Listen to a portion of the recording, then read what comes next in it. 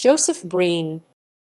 Joseph Ignatius Breen, October 14, 1888, December 5, 1965, was an American film censor with the Motion Picture Producers and Distributors of America, who applied the Hays Code to film production. Early life and career. Breen was the youngest of three sons born to Mary and Hugh A. Breen in Philadelphia. His father had emigrated from Ireland and met his mother Mary in New Jersey. Breen was raised in a strict Roman Catholic home and attended Jesuit parish school until the 8th grade. He then attended Boys Catholic High School. He attended St. Joseph's College but dropped out after 2 years, after which he worked as a newspaper reporter for 14 years in Philadelphia, Washington, D.C., and Chicago. After working as a reporter, Breen worked for the United States Foreign Service for 4 years, serving in Kingston, Jamaica, and in Toronto, Canada. In 1926, he served as the publicity director for the 28th International Eucharistic Congress in Chicago. As film censor, Censor. 1934–1941. Breen was a journalist and an influential layperson in the Catholic community. Breen worked for Will H. Hays as a troubleshooter as early as 1931. In 1933, the Roman Catholic National Legion of Decency was founded and began to rate films independently, putting pressure on the industry. In 1933 and 1934, the Legion, along with a number of Protestant and women's groups, launched plans to boycott films that they deemed immoral. The Motion Picture Producers and Distributors of America (MPPDA) had, up until then, enforced the motion picture industry's own self-censorship standards, albeit not very seriously. Hays, who had been in charge of enforcing this voluntary code since 1927, worried that the NLD efforts could weaken his own power and that of his office and hurt industry profits.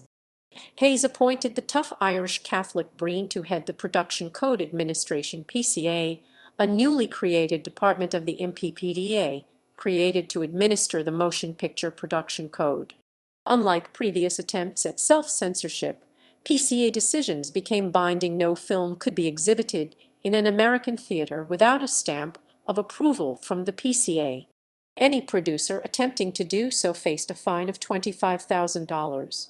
After 10 years of unsuccessful voluntary codes and expanding local censorship boards, the studio approved and agreed to enforce the codes, and the nationwide production code was enforced starting on July 1, 1934.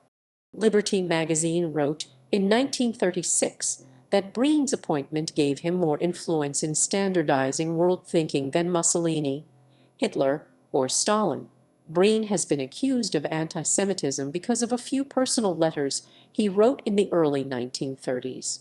In these letters, he lamented the immorality of the filmmakers. According to author Thomas Doherty, this outburst was likely a reaction to Breen's sudden immersion in the alien Hollywood culture rather than an expression of deeply held beliefs, stating that the anti-Semitic bile erupted during the pre-code era, when Breen, newly arrived in Hollywood, was shocked by the folkways of the locals and anguished by his inability to purify. After 1934, he was publicly and forthrightly anti-Semitic.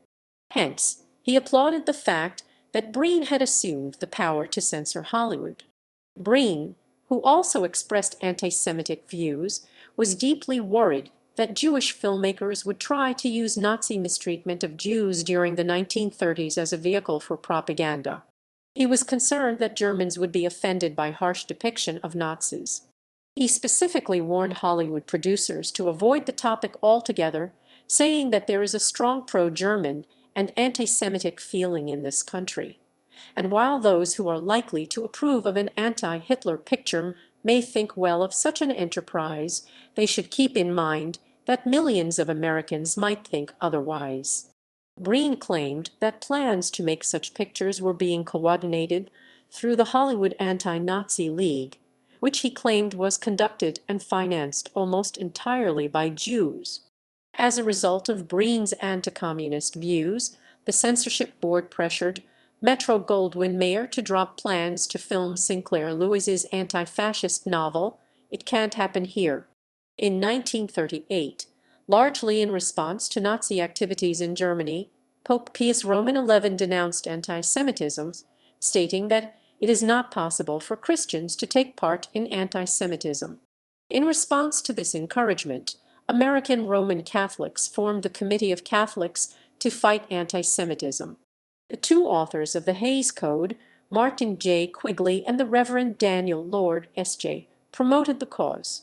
Quigley asked Breen to help gather statements of support from Catholics in the Hollywood film industry. Breen did so, and issued a statement himself, which said in part, "In my judgment there is nothing more important for us Catholics to do at the present moment." July 1939. 1941–1954. Breen resigned from the PCA in April 1941, attributing his departure to overwork and the need of a long rest. He briefly put in a stint as the general manager of RKO Pictures, but returned to the PCA in 1942. By the mid-1950s, Breen's power over Hollywood was diminishing.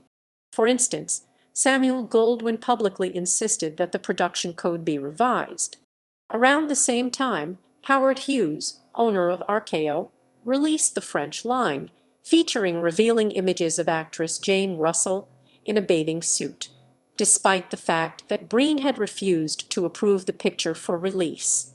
In 1951, Breen's office refused to approve Otto Preminger's film The Moon is Blue because of objections to the dialogue. United Artists backed Preminger in his decision to release the movie without Breen's approval.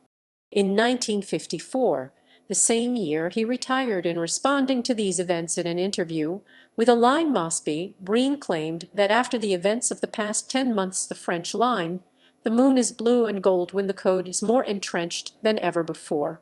Those events brought tremendous support from groups all over the country. Breen retired from the PCA and was replaced by Jeffrey Sherlock.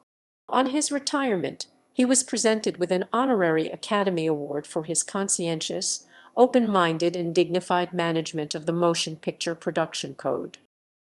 Personal life. Breen married Mary Dervin in February 1914, with whom he had 6 children.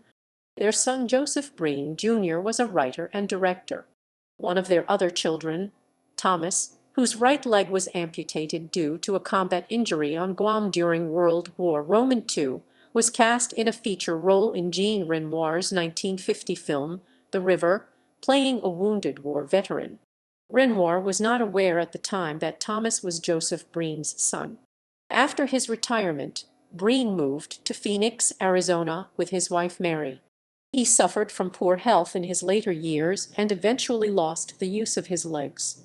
He died at the age of 77 on December 5, 1965, at the Brentwood Convalescent Home in Los Angeles. Legacy. After Breen's death, Variety magazine wrote that Breen was one of the most influential figures in American culture and that more than any single individual, he shaped the moral stature of the American motion picture. The trade magazine went on to say that Breen enforced the PCA code with a potent mix of missionary zeal and administrative tenacity. In the 2004 film The Aviator, Breen was portrayed by Edward Hareman.